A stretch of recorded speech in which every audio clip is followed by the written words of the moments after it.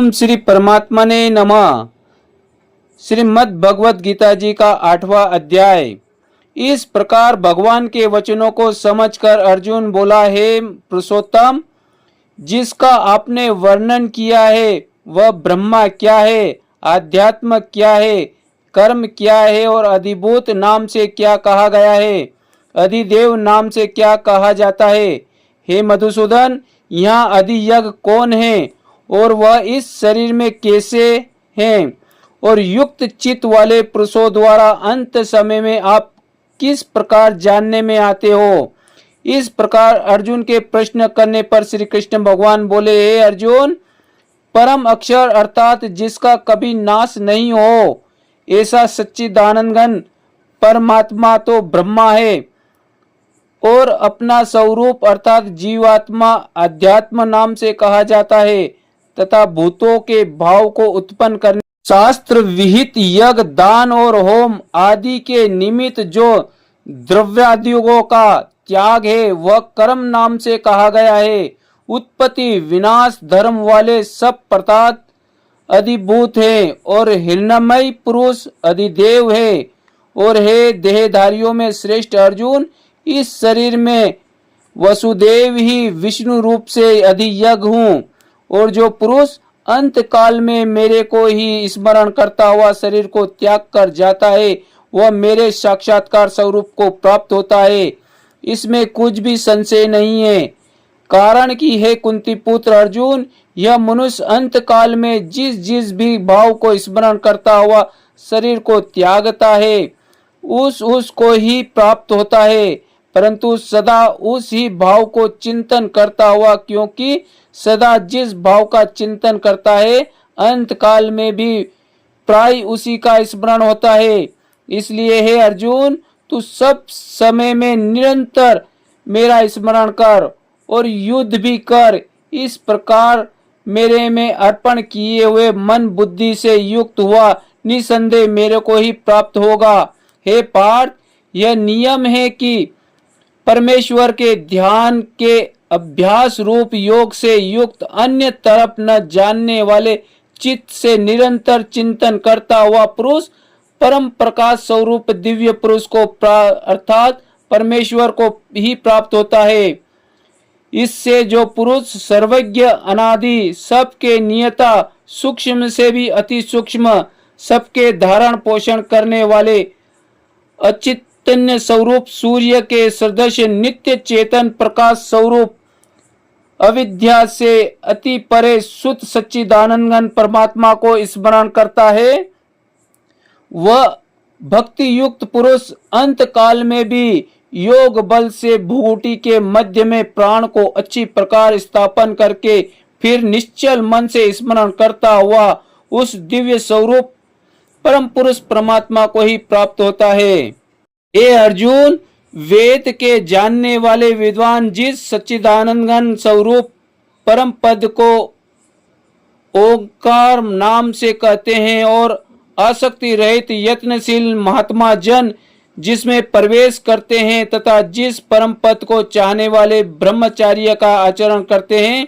उस परम पद को तेरे लिए संक्षेप में कहूंगा। हे अर्जुन, सब इंद्रियों के द्वारों को रोक कर अर्थात इंद्रियों के विषयों से हटकर तथा मन को हृदय में स्थिर करके और अपने प्राण को मस्तक में स्थापन करके योग धारणा में स्थित हुआ जो पुरुष ओम ऐसे एक अक्षर रूप ब्रह्मा का उच्चारण करता हुआ और उसके अर्थ स्वरूप मेरे को चिंतन करता हुआ शरीर को त्याग कर जाता है, वह पुरुष परम गति को प्राप्त होता है। हे अर्जुन, जो पुरुष मेरे में अन्य चित्त से स्थित हुआ सदा ही निरंतर मेरे को स्मरण करता है, उस निरंतर मेरे में युक्त हुए योगियों के लिए मैं सुलभ हूँ अर्थात सहज ही प्राप्त हो जाता हूँ। वे परम सिद्धि को प्राप्त हुए महात्मा जन मेरे को प्राप्त होकर दुख के स्थान स्वरूप क्षणभंगुर पूर्व जन्म को नहीं प्राप्त होते हैं, क्योंकि हे अर्जुन, ब्रह्मा लोक से लेकर सब लोग पूर्णावृत्ति स्वभाव वाले अर्थात जिनको प्राप्त होकर पीछा संसार में आना पड़े ऐसे हैं। परंतु हे कुंती पुत्र, मेरे को प्राप्त होकर उसका पूर्व जन्म नहीं होता है, क्योंकि मैं कालातीत हूँ और यह सब ब्रह्मादि के लोक काल करके अवधि वाले होने से अनित्य है। हे अर्जुन, ब्रह्मा का जो एक दिन है उसको 1000 चौकड़ी युग तक अवधि वाला और रात्रि को भी 1000 चौकड़ी युग तक अवधि वाली जो पुरुष तत्व से जानते हैं, अर्थात काल करके अवधि वाला होने से ब्रह्मा लोक को भी अनित्य जानते हैं, वे योगी जन काल के तत्व को जानने वाले हैं। इसलिए वे यह भी जानते हैं कि संपूर्ण दृश्य मात्र भूत गण ब्रह्मा के दिन के प्रवेश काल में अव्यक्त से अर्थात ब्रह्मा के सूक्ष्म शरीर से उत्पन्न होते हैं और ब्रह्मा की रात्रि के प्रवेश काल में उस अव्यक्त नामक ब्रह्मा के सूक्ष्म शरीर में ही लय होते हैं। वही यह भूत समुदाय उत्पन्न होकर प्रकृति के वश में हुआ रात्रि के प्रवेश काल में लय होता है और दिन के प्रवेश काल में फिर उत्पन्न होता है। हे अर्जुन, इस प्रकार ब्रह्मा के 100 वर्ष पूर्ण होने से अपने लोक सहित ब्रह्मा भी शांत हो जाता है, परंतु उस अव्यक्त से भी अति परे दूसरा अर्थात विलक्षण जो सनातन अव्यक्त भाव है, वह सच्चिदानंद पूर्ण ब्रह्मा परमात्मा सब भूतों के नष्ट होने पर भी नष्ट नहीं होता है।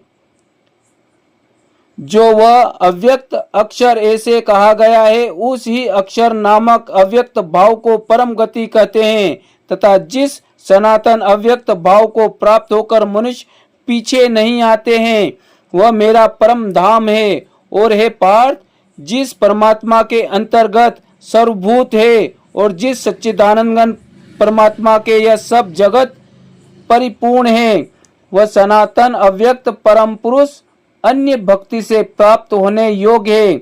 और हे अर्जुन, जिस काल में शरीर त्याग कर गए हुए योगी जन पीछा न आने वाली गति को और पीछा आने वाली गति को भी प्राप्त होते हैं, उस काल को अर्थात मार्ग को कहूंगा। उन दोनों प्रकार के मार्गों में से जिस मार्ग में ज्योतिर्मय अग्नि अभिमानी देवता है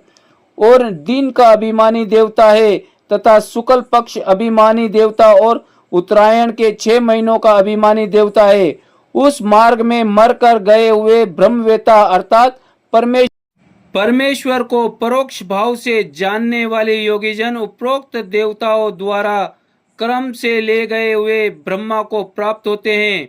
जिस मार्ग में धुभाभिमानी देवता है और रात्रि के अभिमानी देवता है तथा कृष्ण पक्ष का अभिमानी देवता है और दक्षिणायन के 6 महीनों का अभिमानी देवता है, उस मार्ग में मरकर गए हुए सकामी कर्म योगी उपरोक्त देवताओं द्वारा क्रम से ले गया हुआ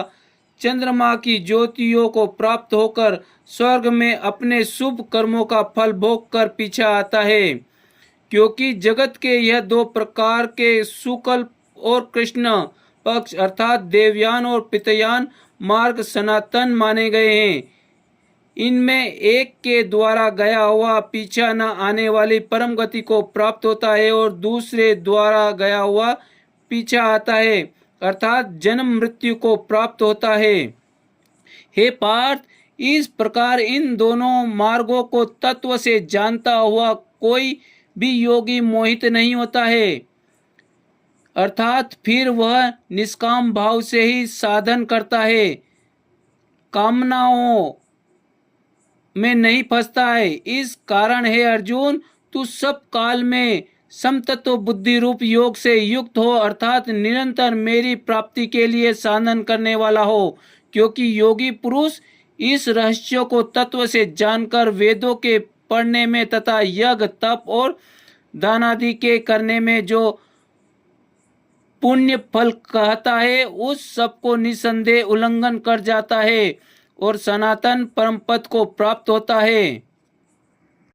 इति श्रीमद् भगवद गीता उपनिषद एवं ब्रह्म विद्या तथा योग शास्त्र विषयक श्री कृष्ण अर्जुन के संवाद में अक्षर ब्रह्मा योग नामक 8वां अध्याय समाप्त हुआ। जय श्री कृष्ण।